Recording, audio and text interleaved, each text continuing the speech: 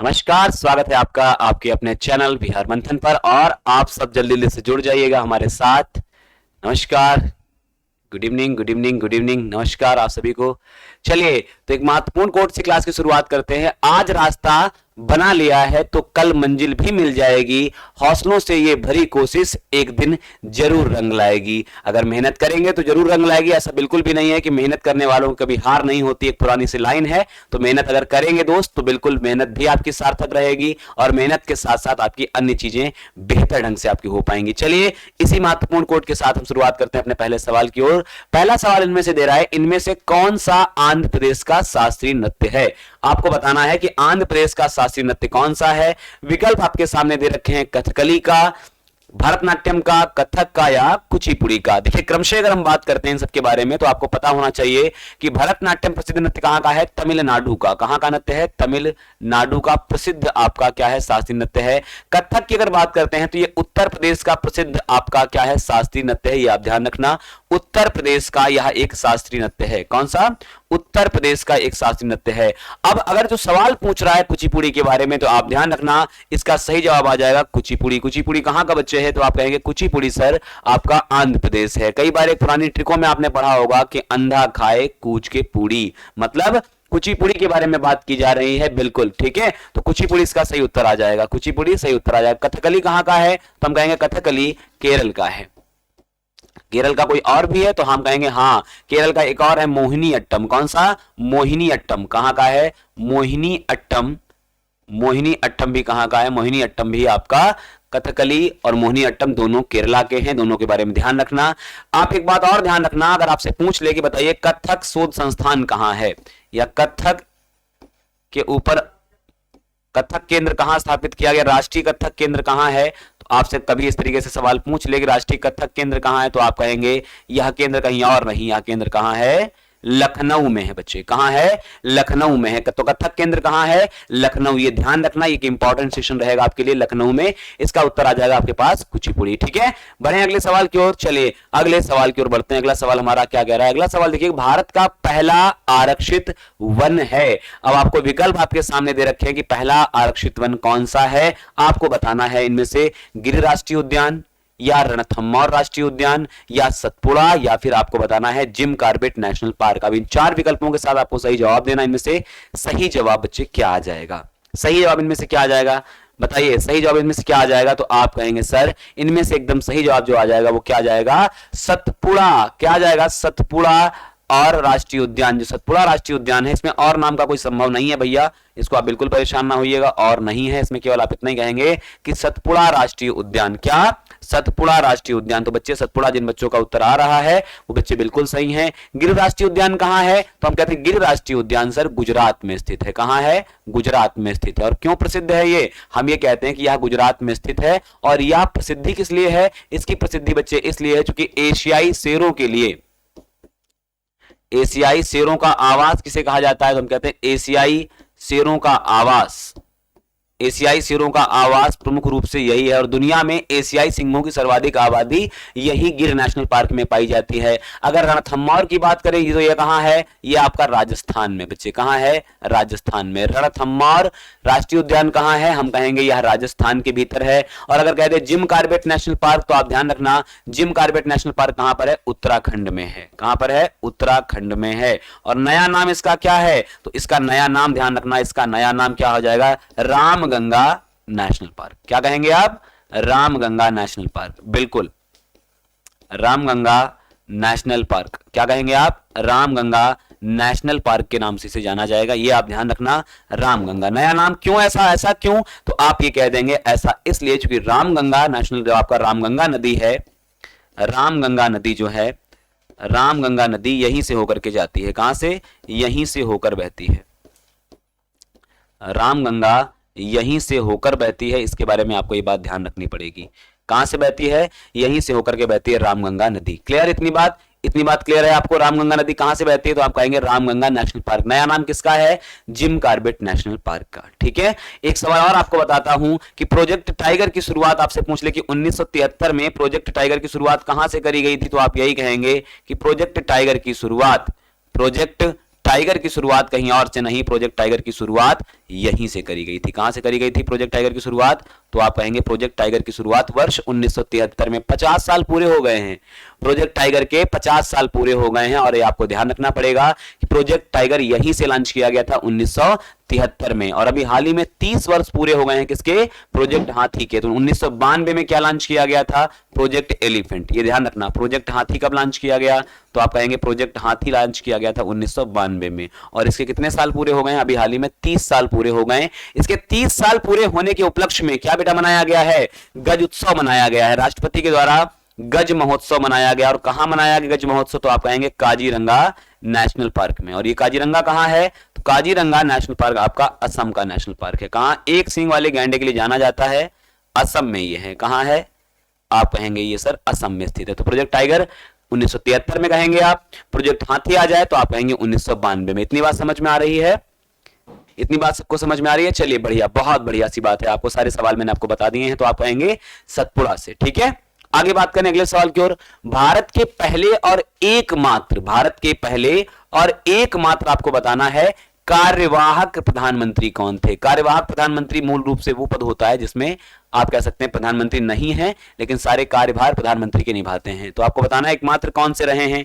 जल्दी से आपके सामने विकल्प दे रखे हैं। तो आप ये कहेंगे गुलजारी लाल नंदा या आई के गुजराल या एच डी देवगौड़ा या फिर वीपी सिंह। बताइए क्या आ जाएगा इसका सही जवाब? तो आप ये कहेंगे सर इनमें से बिल्कुल सही जवाब क्या आ जाएगा? गुलजारी लाल नंदा। क्या कहेंगे? गुलजारी लाल नंदा एकमात्र ऐसे व्यक्ति हैं जो क्या हैं बच्चे? एकमात्र ऐसे व्यक्ति हैं जिन्होंने कार्यवाहक प्रधानमंत्री के पद को संभाला हुआ है, कार्यवाहक प्रधानमंत्री के पद पर कार्य कर चुके हैं। ये आपको समझना होगा। हाँ जी, बिल्कुल समझना होगा। ये आपको समझना होगा कि कार्यवाहक प्रधानमंत्री के पद पर कौन काम कर चुका है। तो आप कहेंगे गुलजारी लाल नंदा बतौर कार्यवाहक प्रधानमंत्री काम कर चुके हैं। अगर आपसे ये कह दिया जाए कि वर्तमान प्रधानमंत्री कौन है तो आप आसानी से कह सकते हैं कि सर वर्तमान में आपके प्रधानमंत्री कौन है? नरेंद्र दामोदर मोदी। प्रधानमंत्री कौन है? नरेंद्र मोदी जी। ठीक है, नरेंद्र मोदी जी वर्तमान में प्रधानमंत्री हैं। ये तो आप सभी लोग जानते ही होंगे, नरेंद्र मोदी जी वर्तमान में हैं। ठीक है, ध्यान रखेंगे इस बात को लेकर के। और एक बात और ध्यान रखना क्या कि अगर हम इसके अलावा कुछ और बातें करें तो 2024 में क्या होंगे? 2024 में नए आपके लोकसभा के चुनाव होंगे। किसके? लोकसभा के नए चुनाव होंगे। लोकसभा के नए चुनाव बच्चे कब होंगे? तो आप कहेंगे लोकसभा के नए चुनाव होंगे 2024 में। क्लियर इतनी बात? अब नए चुनाव होंगे, नई संसद बन गई है, इसके बारे में भी ध्यान रखना। नई संसद से क्या क्या सवाल आ सकते हैं जरा गौर कर लीजिएगा। नई संसद से सवाल एक तो ये आ सकते हैं कि इसका निर्माण किसने किया। समझ रहे हैं आप बात को? नई संसद का निर्माण किसने किया, एक सवाल ये आ सकता है। तो बच्चे क्या कहोगे? नई संसद का निर्माण टाटा के द्वारा किया गया, टाटा समूह के द्वारा किया गया। कौन से प्रोजेक्ट? प्रोजेक्ट विस्टा के तहत।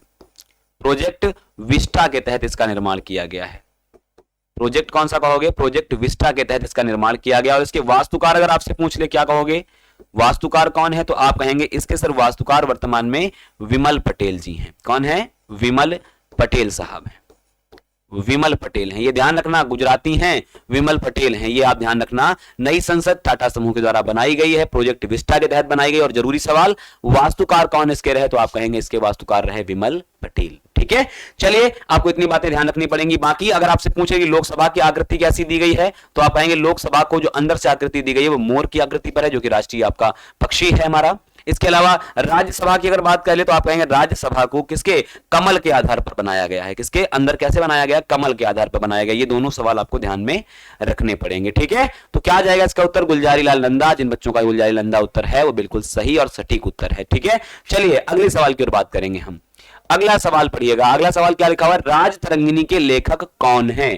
बढ़िया सा सवाल दे रखा है और आपको बताना है कि राज तरंगिणी के लेखक कौन है। कौन? कालिदास हैं, चंद बरदाई हैं, कल्लड़ हैं या जयदेव हैं? जल्दी से बताइए कौन इनमें से उत्तर आ जाएगा। जल्दी बताइएगा आप सभी लोग, क्या जाएगा उत्तर? तो हम ये कहेंगे, देखिए रचनाएं, सबकी रचनाएं यहां पर मैं आपको बता दे रहा हूं। क्या सबसे बड़ी इंपॉर्टेंट रचनाएं कौन कौन सी हैं? एक तो कालिदास के बारे में पूछे तो आप कहेंगे कालिदास गुप्तकालीन है। कौन है? गुप्तकालीन है, गुप्तकालीन है, आप ये ध्यान रखना। चंद बरदाई की बात करें तो ये किसके? पृथ्वीराज चौहान के काल में रहे, पृथ्वीराज चौहान के काल में रहे। और इन्होंने कौन कौन सी रचनाएं लिखी हैं? तो हम ये कहते हैं एक प्रसिद्ध रचना चंद्र बरदाई की है। कौन सी? पृथ्वीराज रासो। किसकी है? पृथ्वीराज रासो। किसकी रचना है? तो आप कहेंगे पृथ्वीराज रासो। पृथ्वीराज रासो किसकी रचना है? ये रचना चंद्रबरदाई की है, जो कि पृथ्वीराज के बारे में, राय पिथौरा के बारे में जानकारी देती है। अब राजतरंगिणी की अगर बात करें तो राजतरंगिणी को किसने लिखा? कल्हड़ के द्वारा लिखा गया। किसके द्वारा लिखा गया? कल्हड़ के द्वारा। सही जवाब आ जाएगा कल्हड़। अब अगर आपसे एक सवाल और पूछ ले कि बताइए राजतरंगिणी में किसका उल्लेख है, तो आप कहेंगे सर राजतरंगिणी के भीतर किसका उल्लेख है? कश्मीर का इतिहास उल्लेखित है। किसका? कश्मीर का इतिहास उल्लेखित है। और एक बात की विवेचना जरूर ध्यान रखना, क्या? एक बात की विवेचना जरूर ध्यान रखना, अगर आपसे ये पूछ ले कि कश्मीर के इतिहास में कौन कौन से वंशों की जानकारी मिलती है, तो आप कहेंगे सर इसमें एक तो कारकोट वंश की जानकारी मिलती है, कारकोट वंश, और कौन सा? उत्पल वंश, लोहार वंश, लोहार वंश और यस्कर वंश। ये 4 वंश हैं जिनके बारे में ध्यान रखना। इनकी जानकारी किसे? यहीं से मिलती है। वंश हैं आपके, कभी पूछ ले कि बताइए लोहार वंश की जानकारी कहां मिलती है, कारकोट वंश की जानकारी कहां मिलती है, तो उत्तर अपने ध्यान रखना राजतरंगिणी। राजतरंगिणी पहली प्रमाणिक ऐतिहासिक पुस्तक मानी जाती है और जिसके बारे में सवाल आपसे पूछा गया है। एक रचना बहुत प्रसिद्ध है, गीत गोविंद। किसकी रचना है? जयदेव की है। किसकी है? गीत गोविंद। तो आप कहेंगे गीत गोविंद प्रसिद्ध रचना है जो कि जयदेव की है। किसकी बच्चे? जयदेव की है। तो आपको सारे विकल्प समझ में आ गए हैं। चलिए बहुत अच्छी बात है, आपको सारे विकल्प समझ में आ गए होंगे। चंद्रबरदाई के बारे में बता दिया, कल्हड़ भी आपको समझ में आ गया। कल्हड़ के बारे में सबसे उल्लेखित पुस्तक तो यही है जिसके बारे में न जाने कितनी बार पूछे जाते हैं। अधिक जानकारी आप ये भी याद कर सकते हैं कि राजतरंगिणी में कुल तरंग कितने हैं, कुल भाग कितने हैं, तो कुल 8 तरंग हैं। कितने हैं? 8 तरंग हैं। संस्कृत भाषा में लिखित प्रथम ऐतिहासिक की प्रमाणिक पुस्तक है ये। चलिए अगले सवाल की ओर बात करते हैं। अगला सवाल कह रहा है प्रसिद्ध संतूर वादक, प्रसिद्ध संतूर वादक इनमें से कौन है? संतूर जो आपका बजाने वाले व्यक्ति इनमें से बताना कौन है? शिव कुमार शर्मा है, उस्ताद बिंदाद खां है, या सज्जाद हुसैन है, या फिर आपको बताना है निखिल बनर्जी हैं। अब ये 4 विकल्प आपके सामने हैं, आपको जल्दी से बताना है आपका इसका उत्तर क्या आ जाएगा। क्या आ जाएगा इसका उत्तर? फटाफट बताइए जल्दी से आप सभी लोग। संतूर वादक के बारे में सवाल पूछा गया है तो आप ये कहेंगे सर प्रसिद्ध संतूर वादक कोई और नहीं शिव कुमार शर्मा है। कौन? शिव कुमार शर्मा है। शिव कुमार शर्मा जी प्रसिद्ध संतूर वादक हैं, इनके बारे में ध्यान रखना। और इसके अलावा जाकिर हुसैन का संबंध कई बार परीक्षाओं में पूछा जाता है, तो आप क्या कहते हैं? जाकिर हुसैन प्रसिद्ध तबला वादक है। कौन है? तबला वादक है। और क्या पूछा जाता है? और क्या पूछा जाता है? और आपसे एक सवाल पूछा जाता है, क्या प्रसिद्ध सहनाई वादक कौन है? आप बताइए प्रसिद्ध सहनाई वादक कौन है? प्रसिद्ध सहनाई वादक कौन है? तो आप कहते हो बिस्मिल्लाह खां जी। कौन? बिस्मिल्लाह खां। बिस्मिल्लाह खां जी, बहुत बढ़िया। कहां रहे? बनारस में। रहने वाले कहां के? बिहार के। ठीक है, बिस्मिल्लाह खां। ये ध्यान रखना, ये बड़ा इंपॉर्टेंट है। बड़े सारे सवाल इंपॉर्टेंट आपके इस तरीके से पेपर में पूछे जाते हैं, तो उनके लिए प्रिपरेशन और प्रिपेयर रहिएगा। ठीक है, चलिएगा। मूल अधिकार का वर्णन संविधान के किस भाग में किया गया है? लीजिए, मूल अधिकारों के बारे में सवाल पूछ दिया। कितना प्यारा सा सवाल है, आपको बताना है कौन से भाग में है। भाग 2 में है, भाग 3 में है, भाग 4 में है, या भाग 4 के काम में है। तो आपको इतनी बात, पहली बात पता होनी चाहिए, मूल अधिकारों का उल्लेख कहां किया गया है। तो भारत के संविधान में मूल अधिकार कहां से आए? भारत के संविधान में मूल अधिकार कहां से लिए गए? तो हम कहेंगे भारत के संविधान में मूल अधिकार कहां से आए? ये लिए गए हैं अमेरिका के संविधान से। कहां से? अमेरिका के संविधान से। इन्हें कहां से लिया गया? इन्हें अमेरिका के संविधान से लिया गया। एक बात तो आप ये ध्यान रखिएगा। दूसरी जरूरी बात आप क्या याद करेंगे कि भारत का जो संविधान के अंदर जो मूल अधिकार है वो कहां से आए? अमेरिका से आए। समझ में आ गया। भाग 1 में किसका उल्लेख है? भाग 1 में राज्य और उनके संघों का उल्लेख है। राज्य व संघ का उल्लेख है। भाग 2 में किसका उल्लेख है? तो आप कहते हैं सर भाग 2 में किसका? भाग 2 में नागरिकता का उल्लेख है। किसका है? नागरिकता। ठीक। अनुच्छेद 1 से 4 किसके बारे में बात करता है? आप कहते हो राज्य एवं संघ। 5 से 11 किसकी बात करता है? भाग 2 नागरिकता। और 12 से 35 किसकी बात करता है? अनुच्छेद 12 से 35 किसकी बात करता है? तो आप ये कहेंगे अनुच्छेद 12 से 35 भाग 3 में किसका उल्लेख है? भाग 3 में किसका उल्लेख है? मौलिक अधिकार का है। मौलिक अधिकार का है। तो बच्चे सही उत्तर क्या आ जाएगा? लीजिए, आपको उत्तर मिल गया, आपको लिखित प्रारूप में। क्या आ जाएगा इसका सही उत्तर? तो आप ये कहेंगे सर इसका सही उत्तर आ जाएगा भाग 3। तो जिन बच्चों का उत्तर भाग 3 आ रहा है उन बच्चों का बिल्कुल जवाब सही आ रहा है, भाग 3। ठीक है। भाग 4 में क्या है? भाग 4 में आपके क्या लिखे हुए हैं? डीपीएसपी, नीति निर्देशक तत्व का उल्लेख है। नीति निदेशक तत्व का उल्लेख है। बहुत दिमाग लगा के काम करिएगा इसमें, ठीक है। सवाल अक्सर आपसे पूछे जाते हैं। तो ये कहां से लिए गए, अगर आपसे पूछ लिया जाए कि बताइए नीति निर्देशक तत्व कहां संविधान में लिए गए, तो आप कहेंगे इन्हें आयरलैंड से लिया गया। कहां से लिया गया है, आयरलैंड के संविधान से लिया गया है। बहुत अच्छी बात है। चलिए आगे बात करें, समझ में आ गया भाग 3 मूल अधिकार। चलिए बहुत बढ़िया, आगे बात करते हैं अगले सवाल की। और अगला सवाल हमारे लिए क्या लिखा हुआ है, अगला सवाल पढ़िएगा। अगला सवाल रहा ये, क्या मूल कर्तव्य संविधान के किस अनुच्छेद में है। मैंने इसीलिए आपको मूल कर्तव्यों के बारे में आगे नहीं बताया। अब आप मुझे बताएंगे कि मूल कर्तव्य, जो आपके मूल कर्तव्य हैं, मूल कर्तव्य संविधान के किस अनुच्छेद में वर्णित हैं। अनुच्छेद 50 में, अनुच्छेद 51 में, या अनुच्छेद 51 के का में, या अनुच्छेद 52 में। आपको बताना है कि किस अनुच्छेद के भीतर किसका मूल कर्तव्यों का उल्लेख है बच्चे। क्या मूल कर्तव्यों का उल्लेख है, ये आपको बताना है। जल्दी से आप सब उत्तर दीजिएगा, क्या आ जाएगा इसका उत्तर। तो आप ये कहेंगे सर इसका सही जवाब आ जाएगा अनुच्छेद 51 का क्या, अनुच्छेद 51 के का में इनका उल्लेख किया गया है। ये ध्यान रखना। मूल कर्तव्य, देखिए अलग अलग चीजें हैं। जब मूल अधिकार की बात करता है तो मूल अधिकार राज्य के पक्ष में नकारात्मक है। क्यों नकारात्मक है, मान लो राज्य ने, राज्य का मतलब सरकारी तंत्र के सरकार के अधिकार में आने वाली कोई भी निजी या सार्वजनिक संस्था, कोई भी हो सकती है, वो राज्य की परिभाषा के लिए सुटेबल है, ठीक है। यही परिभाषा अनुच्छेद 12 और यही परिभाषा अनुच्छेद 36 में भी उल्लेखित है, जो कि डीपीएसपी के लिए, दोनों के लिए अलग अलग है, दोनों के लिए अलग अलग बातें रहेंगी। अब समझना यह रहेगा कि राज्य के लिए अगर मौलिक अधिकार कोई फॉलो नहीं कर रहा है राज्य के लिए, तो राज्य के ऊपर सुप्रीम कोर्ट में जाने का अधिकार आपके पास है, या हाईकोर्ट जाने का अधिकार है। लेकिन डीपीएसपी में ऐसा नहीं है। डीपीएसपी में अधिकार सुरक्षित रहते हैं राज्यों के पास में, तो राज्य के लिए सकारात्मक पहलू है, मौलिक अधिकारों के लिए राज्य के लिए नकारात्मक पहलू है। ऐसे ही मूल कर्तव्य एक ड्यूटीज हैं जो सबके लिए बनाई गई हैं, और इनको मानने के लिए कोई बाध्यता ऐसी अलग से नहीं है। तो इसलिए ध्यान रखना, दोनों अलग अलग सारी चीजें हैं, ठीक है, क्लियर। चलिए आगे देखते हैं क्या है। विश्व पर्यावरण दिवस कब मनाया जाता है, तो चलिए बताइए। विश्व पर्यावरण दिवस प्रतिवर्ष कब मनाया जाता है। 16 अगस्त को मनाया जाता है, 7 अप्रैल को मनाया जाता है, 16 जून को, या फिर 5 जून को मनाया जाता है। आपको बताना है कि विश्व पर्यावरण दिवस कब मनाया जाता है। विकल्प आपके सामने है, 16 अगस्त, 7 अप्रैल, 16 जून या 5 जून। बताइए क्या आ जाएगा इसका उत्तर। तो आप ये कहेंगे सर इसका सही उत्तर आ जाएगा 5 जून। 5 जून को विश्व पर्यावरण दिवस प्रतिवर्ष मनाया जाता है। तो जिन भी बच्चों का जवाब 5 जून के आधार पर आ रहा है, वो सब बच्चों का जवाब एकदम सटीक और सही है। 5 जून ही इसका आंसर आ जाएगा, ठीक है, विश्व पर्यावरण दिवस का। बढ़िया, ठीक। अगर हम और बातें कर लें मुख्य दिवसों का, तो ध्यान रखना, हम विश्व स्वास्थ्य दिवस कब मनाते हैं, तो हम कहते हैं 7 अप्रैल को। विश्व स्वास्थ्य दिवस कब मनाते हैं, तो हम कहते हैं 7 अप्रैल को मनाते हैं। और जून में ही एक महत्वपूर्ण दिन और होता है। कौन सा होता है, एक और महत्वपूर्ण दिन होता है जून में। कौन सा होता है, हम कहते हैं 21 जून। क्या होता है 21 जून को, 21 जून को हम मनाते हैं क्या, विश्व योग दिवस।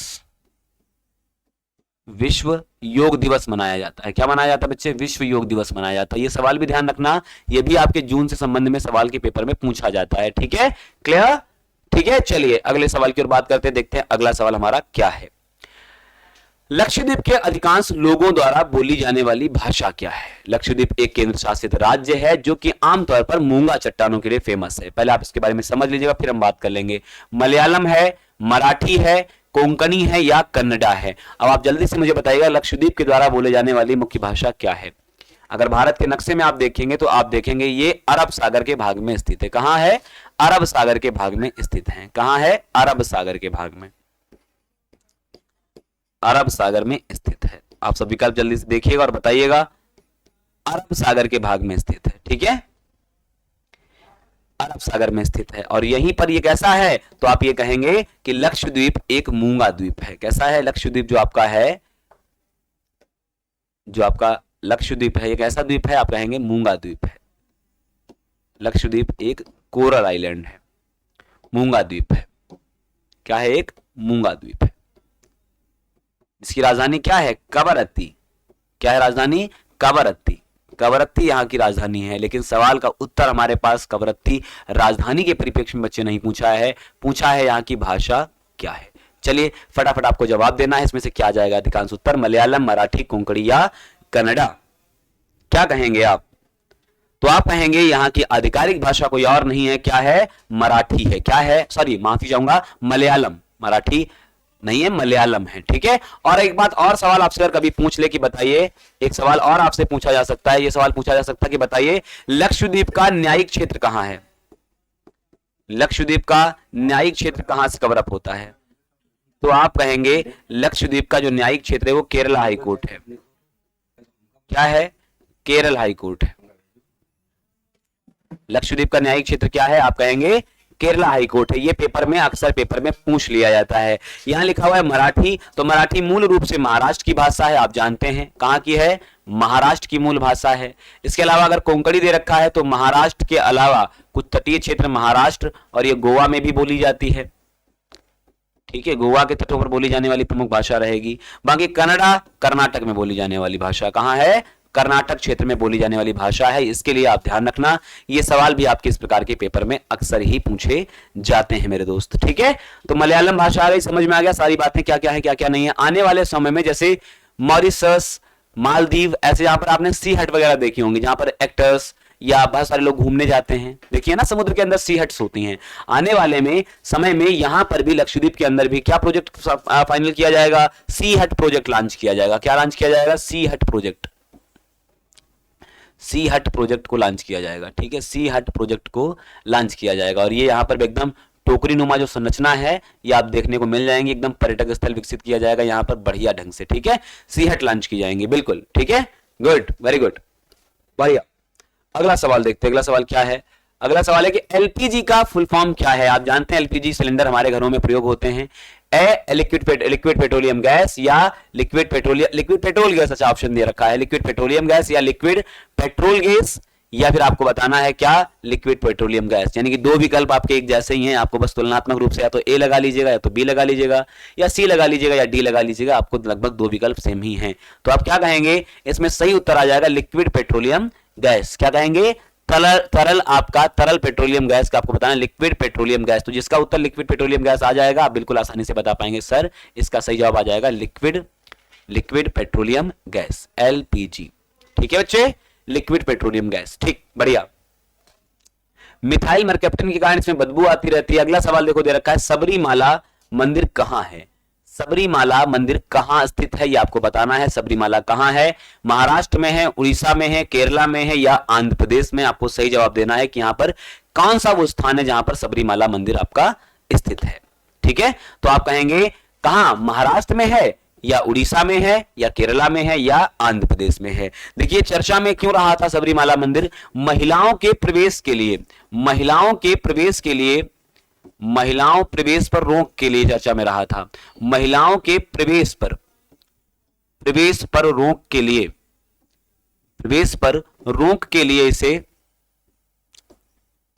लिए, इसे क्या किया गया था? लॉन्च किया गया था, मतलब माफी चाहूंगा, ये चर्चा में रहा था। ठीक, अगर आपसे पूछ ले किस भगवान को समर्पित है तो आप कहेंगे भगवान अयप्पा को समर्पित है। भगवान अयप्पा को समर्पित है, अयप्पा को समर्पित है।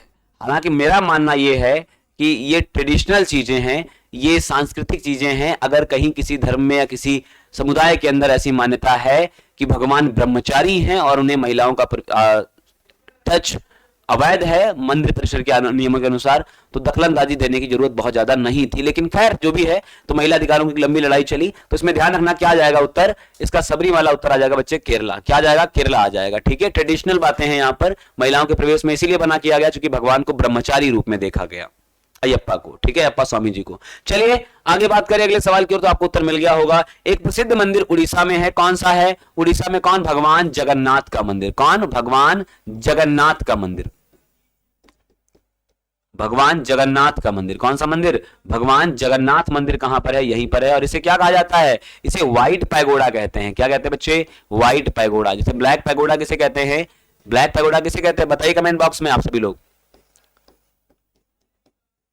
आप कहते हैं सर व्हाइट पैगोडा इसे कहते हैं, और ब्लैक पैगोडा किसे कहते हैं? तो हम कहते हैं ब्लैक पैगोडा के नाम से, कोणार्क का सूर्य मंदिर मशहूर है। कौन सा?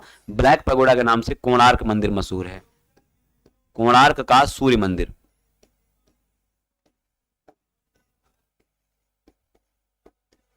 याद रहेगी ये बात, कोणार्क का सूर्य मंदिर किस लिए मशहूर है? ब्लैक पैगोडा के रूप में मशहूर है, बिल्कुल। ब्लैक पैगोडा के रूप में मशहूर है। ये ध्यान रखना आप सभी लोग। समझ आ रही बातें? चलिए बहुत बढ़िया, बहुत बढ़िया, क्या बात है, आप सबके उत्तर आ रहे हैं। ठीक है जी, बिल्कुल बिल्कुल बिल्कुल ठीक है। आगे बात करते हैं अगले सवाल की ओर।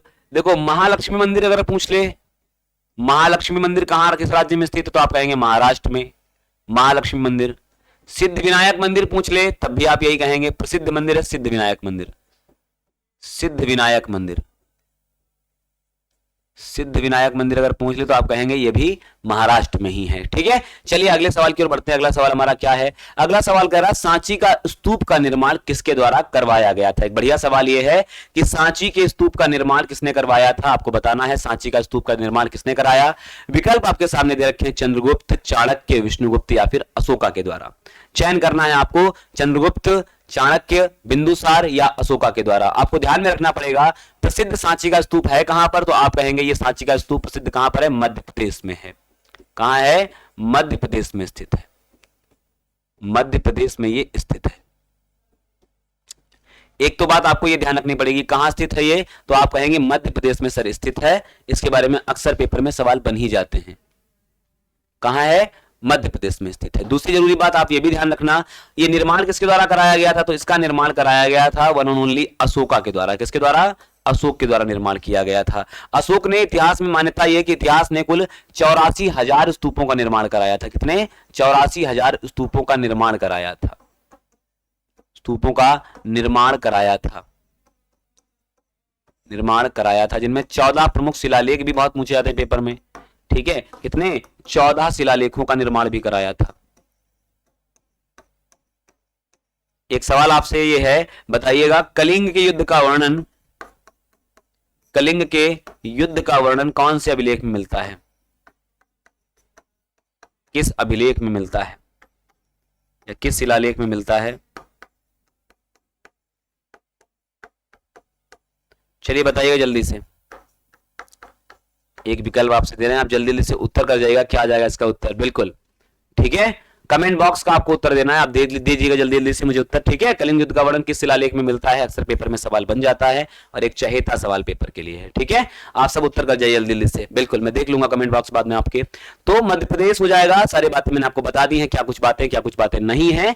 क्लियर? चलिए चाणक्य के बारे में ध्यान रखना। चाणक्य का बचपन का नाम क्या है? चाणक्य के बचपन का नाम अजय है। क्या है? चाणक्य के बचपन का नाम अजय है। पेपर में कभी पूछ लेके बताइएगा चाणक्य के बचपन का नाम क्या है? अजय। इसके अलावा अन्य नाम क्या है, तो आप कहते हो अन्य नाम इनका विष्णुगुप्त है। क्या है? विष्णुगुप्त है। विष्णुगुप्त। एक प्रसिद्ध रचना इनकी पूछी जाती है, कौन सी? अर्थशास्त्र। अर्थशास्त्र किसकी रचना है, तो आप कहते हैं चाणक्य की लिखी गई रचना है, जो कि राजनीति शास्त्र पर आधारित है। किस पर आधारित है? राजनीति शास्त्र पर आधारित है। राजनीति शास्त्र पर आधारित है। टोटली बेस्ड ऑन किस पर? पॉलिटिक्स के ऊपर। कैसे राजनीति, एक व्यक्ति को राजनीति करनी चाहिए, कैसे राज्य को संभालना चाहिए, कैसे राजतंत्र के अंदर उसको स्थापित, राजतंत्र स्थापित कैसे करना चाहिए, तो ये सारी बातें यहीं पर उल्लेखित हैं। ठीक है, ये सारी बातें यहीं पर उल्लेखित हैं। चलिए मैंने आपको उत्तर बता दिया। अगला सवाल देखते हैं। अगला सवाल हमारे सामने क्या दे रखा है, पढ़िए। अगला सवाल क्या है? अगला सवाल है स्वतंत्र भारत के प्रथम गवर्नर जनरल कौन थे? कितना बढ़िया सवाल है। स्वतंत्र भारत के प्रथम गवर्नर जनरल कौन थे? आपको बताना है माउंटबेटन थे, लॉर्ड वेवेल थे या लॉर्ड इरविन थे या लॉर्ड विलिंगटन थे। 4 विकल्प आपके सामने दे रखे हैं और आपको बताना यह है कि कौन सा व्यक्ति स्वतंत्र भारत के प्रथम गवर्नर जनरल बने। बताइए क्या आ जाएगा इसका जवाब?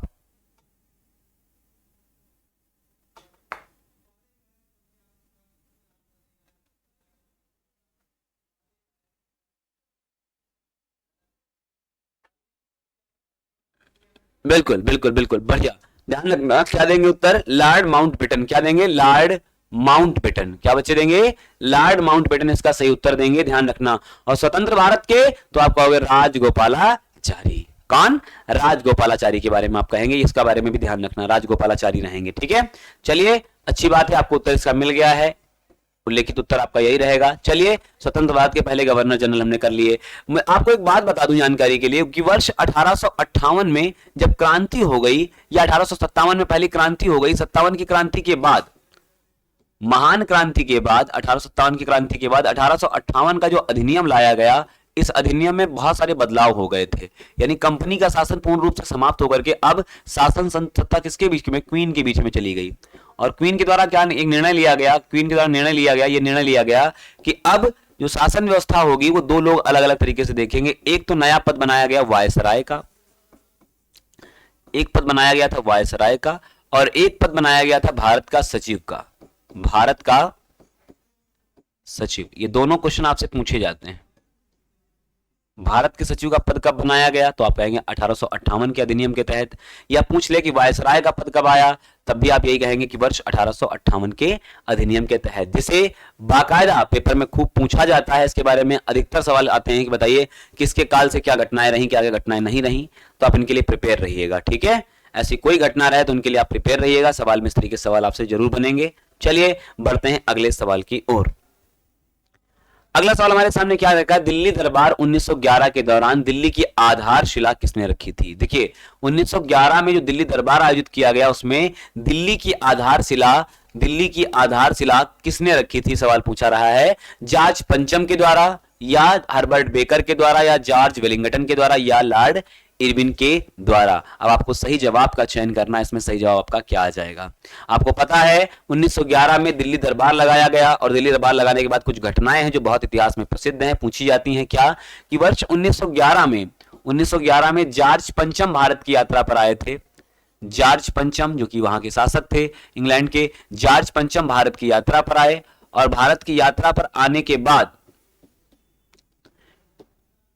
इन्होंने घोषणा करी जो कि बहुत महत्वपूर्ण है। क्या, राजधानी परिवर्तन की घोषणा। क्या करी, राजधानी के परिवर्तन की घोषणा करी।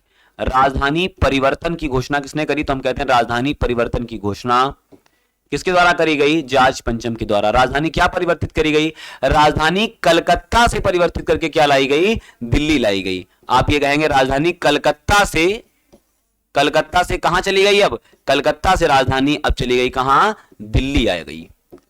तो दो सवाल अक्सर बनते हैं कि घोषणा कब हुई राजधानी परिवर्तन की, तो आप कहते हैं वर्ष 1911 में। कब, वर्ष 1911 में राजधानी परिवर्तन की घोषणा हुई। राजधानी दिल्ली बनी कब, तो आप कहते हैं वर्ष 1912 में। ये सवाल अक्सर परेशान करता है। वर्ष 1912 में राजधानी क्या बन गई, दिल्ली बन गई। तो दिल्ली राजधानी कब बनी, वर्ष 1912 में। यह क्या बनी बच्चे, राजधानी बनी। और इसकी आधारशिला नो डाउट कौन, जॉर्ज पंचम के द्वारा ही रखी गई थी, ठीक है। लॉर्ड इरविन ने संसद की आधारशिला रखी थी 21 में, संसद की आधारशिला रखी थी जो हर्बर्ट बेकर के द्वारा बनवाई गई थी। संसद की आधारशिला रखी थी,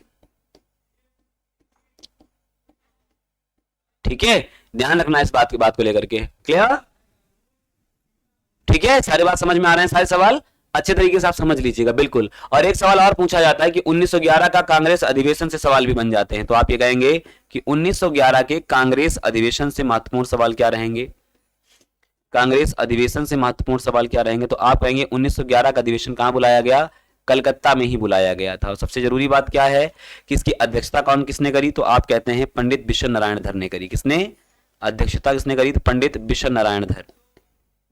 इंपॉर्टेंट क्या है, इंपॉर्टेंट बच्चे यहां से ये निकल करके आ जाता है, वो ये कि यहीं पर सबसे पहली बार क्या गाया गया था, जनगण मन गाया गया था। 1911 के अधिवेशन में क्या गाया गया था, आप ये कहेंगे पहली बार यहीं पर जनगण मन गाया गया। कहां, जनगण मन। बहुत पेपर में पूछा जाता है कि बताइए पहली बार जनगण मन कब गाया गया, कहां गाया। ऐसे सवाल अगर आपसे बने तो उनके लिए आप प्रिपेयर रहिएगा, ठीक है। तैयारी बनाए रखिएगा, आपसे सवाल इस तरीके के आ जाएं तो आप सबको इसका जवाब भी देना पड़ेगा, ठीक है बच्चे। चलिए डन, बहुत बढ़िया बात है। आगे बात करते हैं अगले सवाल की। और अगला सवाल हमसे क्या कह रहा है कि इनमें से कौन समवर्ती सूची के अंतर्गत आता है, ठीक है। देखिए केंद्र और राज्य के बीच में जब केंद्र और राज्य संबंध पढ़ते हो आप, केंद्र और राज्य संबंध, तो इस समय केंद्र और राज्य संबंध के विषय में जब भी आप पढ़ोगे तो ऐसे संबंध में आपको यह घटना पढ़ाई जाती है, क्या, समवर्ती सूची के बारे में। तो कौन सी घटना ऐसी है या कौन सा ऐसा विषय है जो समवर्ती सूची के अंतर्गत रखा जाता है, किसके अंतर्गत, समवर्ती सूची के अंतर्गत रखा जाता है। विकल्प आपके सामने उल्लेखित है, क्या विकल्प उल्लेखित है, रक्षा, वन, पुलिस, व्यापार, ठीक है। आपको बताना है क्या, रक्षा, वन, पुलिस और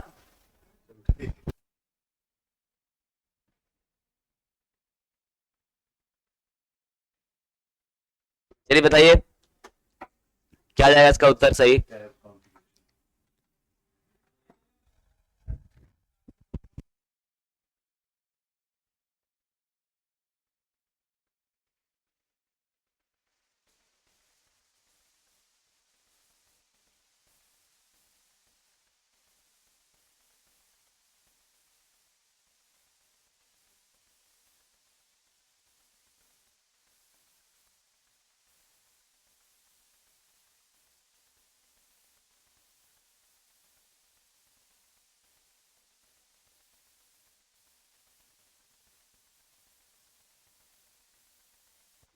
क्या जाएगा इसका उत्तर बच्चे, बताइए आप सभी लोग। ध्यान रखना वन, बिल्कुल वन इसका, जिन बच्चों का जवाब वन आ रहा है, वन बिल्कुल सही जवाब जा रहा है, वन इसका एकदम सटीक जवाब आ जाएगा। केंद्र राज्य संबंधों में ध्यान रखना अलग अलग, एक तो राज्य सूची के विषय शामिल किए जाते हैं, राज्य सूची के, एक केंद्र सूची के, केंद्र सूची के, और एक आते हैं समवर्ती सूची के, समवर्ती सूची के, समवर्ती सूची के। देखो ध्यान रखना इस बात को, राज्य सूची के अंदर जो विषय आते हैं वो राज्य के अधिकार में रहते हैं, जैसे पुलिस, ठीक है, पुलिस किसका विषय आ जाएगा। अब अगर पुलिस को आप देखते हैं ना अलग अलग राज्यों में पुलिस होती है अलग अलग, तो आप कहेंगे पुलिस। दूसरा केंद्र सूची में, जैसे अगर आपसे ये कह दिया जाए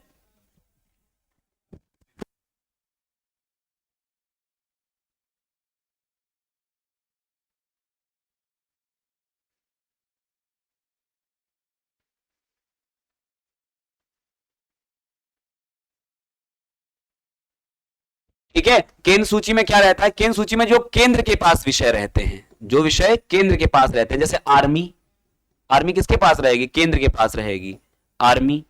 और कुछ विषय ऐसे रहते हैं जो केंद्र और राज्य दोनों के पास हैं, जैसे वन हो गया, शिक्षा हो गई, है ना, शिक्षा अकेले केंद्र थोड़ी पूरी कर पाएगा, शिक्षा हो गई, वन हो गई, स्वास्थ्य हो गया।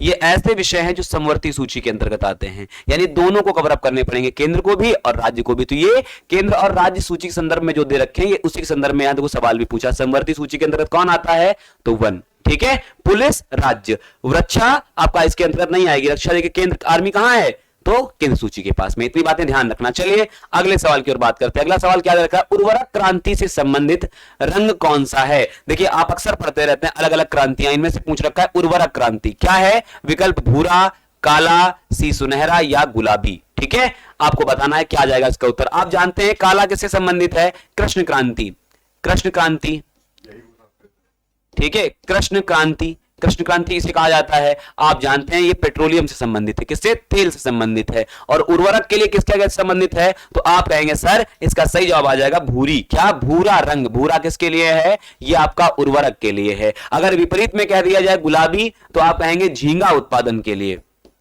झींगा उत्पादन के लिए,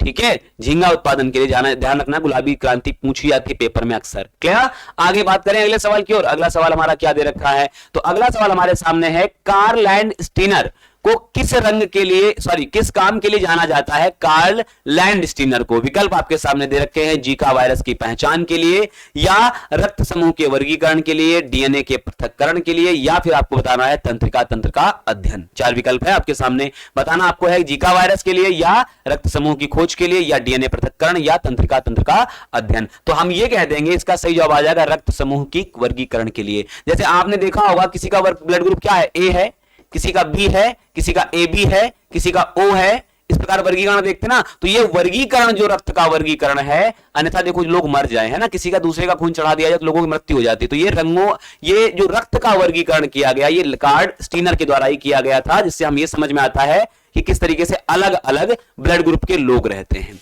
ब्लड ग्रुप कह लो या रक्त समूह कह लो, वो बात एक ही है, बस शब्दों का थोड़ा सा खेल है आपके लिए। चलिए अगले सवाल की ओर बात करते हैं। अगला सवाल क्या है, 2023 का संयुक्त राष्ट्र जलवायु परिवर्तन सम्मेलन, जिसे कॉप 28 कहा जा रहा है, यानी 2023 का यूनाइटेड नेशन का जो क्लाइमेट चेंज आपका समिट है, कॉप 28 के नाम से जानी जाएगी, इसका आयोजन कहां किया जाएगा। विकल्प आपके सामने दे रखा है, पेरिस, लंदन, संयुक्त राज्य अमेरिका या जेनेवा। अब आपको सही जवाब चयन करना है कॉप 28 के विषय वस्तु के बारे में। अच्छा, तब तक मैं आपको कुछ बात बता दूं, मूल बात, जब तक आप ऑप्शन दें कमेंट बॉक्स में। इससे पहले अभी हाल ही में कॉप 27 का आयोजन हुआ था। कॉप का मतलब क्या होता है? Conference of parties. क्या? Conference of parties. आमतौर पर ही इसका आयोजन बच्चे इसीलिए कराया जाता है कि ज्यादा से ज्यादा हम किस पर काम कर पाए? अपने क्लाइमेट चेंज के ऊपर काम कर पाए। कॉप 27 का आयोजन कहां किया गया था? तो आप कहेंगे कॉप 27 का आयोजन सर मिस्र में किया गया था। कहां किया गया? शर्म अल बहर शहर में। कहां? शर्म अल बहर शहर। शर्म अल बहर शहर। कमेंट बॉक्स में एक जवाब दीजिएगा, ये होमवर्क है आपके लिए। क्या कि बताइए कॉप 1 की शुरुआत कब करी गई? और एक और सवाल क्या कि पृथ्वी सम्मेलन की शुरुआत कब हुई, या पृथ्वी सम्मेलन का आयोजन कब किया गया? ये कमेंट आपके कमेंट में बाद में लूंगा, कमेंट आज में नहीं लूंगा आपके, कमेंट आपके में बाद में लूंगा। कमेंट आप मुझे दे दीजिएगा कमेंट बॉक्स में, मैं बाद में देख लूंगा आपके कमेंट्स को। तो इसका जवाब क्या आ जाएगा? तो आप क्या कहेंगे? Paris, London, Geneva. 4 विकल्प आपके सामने हैं, आपको बताना इनमें से कौन आ जाएगा सही जवाब। देखिए, सुधार कर लीजिएगा। पहली बात तो थोड़ा सुधार करने की मांग भी यहां पर है। संयुक्त राज्य अमेरिका की जगह पर आप ये कर लीजिएगा संयुक्त राज्य अमीरात। क्या कर लीजिएगा? संयुक्त राज्य अमीरात। थोड़ा सुधार कर लीजिएगा बच्चे, अमीरात। तो क्या कहेंगे? इसका सवाल भी जवाब भी यही आ जाएगा। क्या? अमीरात, संयुक्त अरब अमीरात या संयुक्त राज्य अमीरात, यूएई। ठीक है, संयुक्त अरब अमीरात या संयुक्त राज्य अमीरात, जब भी कहना चाहे इस तरीके से आप कह सकते हैं, लेकिन आपको यह सवाल ध्यान रखना पड़ेगा, संयुक्त अरब अमीरात में इसका आयोजन किया गया है। संयुक्त अरब अमीरात। समझ में आ रही बच्चे? क्या बात समझ में आ रही है? बिल्कुल। आगे बढ़े। चलिए, ये आपके काम है, कमेंट में आपके बाद में ही देखूंगा, आज मैं कमेंट आपके नहीं देखूंगा। कमेंट बॉक्स में आप छोड़ दीजिए अपना उत्तर, मैं आपके उत्तर को देख लूंगा। ठीक है बच्चे? चलिए अगला सवाल देखते हैं। अगला सवाल क्या है? चक्रवात पाबुक किस क्षेत्र में उत्पन्न हुआ? चक्रवात पाबुक, चक्रवात का नाम नोट कर लीजिएगा। चक्रवात पाबुक का किस क्षेत्र में उत्पन्न हुआ? थाईलैंड की खाड़ी में, या बंगाल की खाड़ी में, या अंडमान निकोबार द्वीप समूह में, या आपको बताना है कहां पर? इंडोनेशिया के द्वीप समूह में। इंडोनेशिया के द्वीप समूह में। जल्दी बताइए कहां पर इसको देखा गया? कहां देखा गया? इसका जवाब बताइएगा, आपको आपका उत्तर क्या आ जाएगा? तो आप ये कह देंगे सर अभी हाल ही में इस प्रकार के चक्रवात को कहां देखा गया? थाईलैंड की खाड़ी में देखा गया। कहां? थाईलैंड की खाड़ी में देखा गया। 2 बातें ध्यान रखना, बहुत जरूरी बातें। क्या? थाईलैंड की खाड़ी, सवाल तो चलो हो गया, चलो ठीक है समझ लिया हमने। अभी चक्रवात तेज, मॉर्निंग करंट अफेयर में जो आप पढ़ रहे हैं आप देखते होंगे चक्रवात तेज आपको पढ़ाया होगा, और एक पढ़ाया होगा चक्रवात हामून। चक्रवात हामून, 2 चक्रवात आपको पढ़ाए हैं, पढ़ाए या नहीं पढ़ाए हैं? तो आपको मॉर्निंग करंट अफेयर में आप पढ़ रहे हैं, वो अलग बात। अगर आप उत्तर देंगे, आपको मैंने दोनों चक्रवात पढ़ा रखे हैं बच्चे, दोनों चक्रवात आपको मैंने पढ़ा रखे हैं। क्या कैसे पढ़ेंगे इनको हम? तो इनको हम पढ़ेंगे कैसे? आप ये कहेंगे सर अभी हाल ही में चक्रवात तेज कहां आया? अरब सागर में आया। कहां आया? अरब सागर में आया। और इसके विपरीत अगर चक्रवात हामून की बात करें तो बे ऑफ बंगाल में आया। कहां? बंगाल की खाड़ी में आया। बंगाल की खाड़ी में देखा गया। चक्रवात तेज का नामकरण किसने किया? चक्रवात तेज का नामकरण बच्चे किया भारत के द्वारा ही। किसने नामकरण किया? भारत द्वारा। और रही बात हामून के बारे में, तो हामून आपके लिए काम है। क्या? हामून चक्रवात किसका नामकरण किया, ये आपको बताना है। आखिरी सवाल, अब बढ़ते हैं आखिरी सवाल की ओर। हम अपने आखिरी सवाल देखते हैं क्या है। आखिरी सवाल लिखा हुआ, भारतीय रक्षा मंत्रालय ने इनमें से किस देश के साथ राफेल विमान खरीदा? अरे ये सवाल तो आप ऐसे ही बता देंगे। चलिए विकल्प पढ़ लीजिएगा, रूस, इजराइल, फ्रांस और मेक्सिको। इन 4 विकल्पों में सही आपका उत्तर है। आपको उत्तर घर के लिए दिया गया है। सवाल आप कमेंट बॉक्स में बता दीजिए इसका सही उत्तर क्या आ जाएगा। मिलते हैं कल इसी समय। नमस्कार, वंदे मातरम, जय हिंद।